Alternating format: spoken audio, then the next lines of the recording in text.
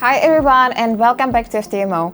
Today we're diving deep into something that can make or break your success as a trader, your relationship with money. Understanding the psychology behind your personal connection to money could be the key to overcoming bad habits, emotional decisions, and stress in trading. But before we get started, a quick reminder, we've just launched a brand new psychology course available at the link below. It covers the core foundation of trading psychology and was designed to help you conquer common obstacles, and best of all, it's completely free. Now let's explore how your relationship with money influences your trading and what you can do to improve it. First off, what does relationship with money even mean?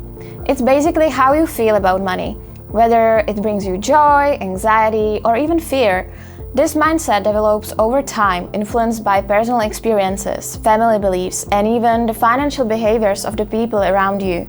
If you've ever caught yourself feeling panicked or impulsive during a trade, chances are that your relationship with money is playing a big role in your emotional reaction, and that can be a huge problem for traders. Let's take a step back. Think about how your family viewed money when you were growing up. Were they savers or spenders? Was money a source of conflict or security? Whether you realize it or not, these early experiences can shape your financial habits and ultimately your trading psychology.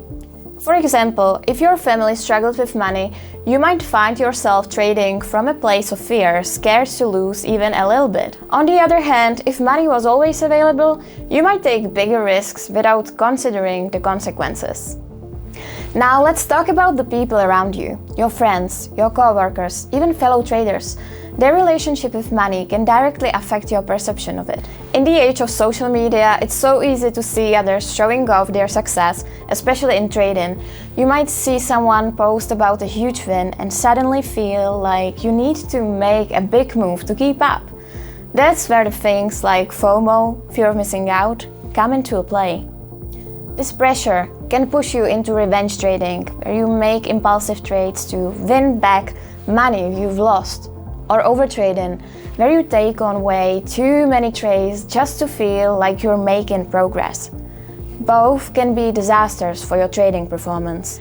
Your emotions in trading are deeply connected to your mindset about money. For example, are you someone who feels anxious about losing money, even a small amount? This anxiety might lead you to close positions too early, missing out on larger gains. On the flip side, if you're overconfident, you might take too much risk, leading to huge losses that you didn't expect. Both extremes, fear and overconfidence, stem from unhealthy relationship with money. So how do you fix this? How do you break the cycle of bad money habits affecting your trading psychology? First step, awareness. The first step is awareness. Acknowledge how your emotions about money affect your trading. Second step, mindset shift. Start working on shifting your mindset from scarcity to abundance. Trading is a long game, and losses are part of the process. Don't let a short-term loss dictate your long-term strategy. Third step, separate trading from emotion. Make trading decisions based on data and analysis, not emotions. That means sticking to your strategy even when your gut tells you otherwise. Fourth step, mindful influences. Be aware of the people around you. If your social cycle pressures you to trade in ways that don't align with your strategy, it might be time to set boundaries or seek out like-minded traders. Lastly, remember, your relationship with money doesn't just affect your trading, it affects your life. As you work on improving it, not only will you see benefits in your trading, but also in how you approach financial decisions in general. Alright traders, now it's your turn.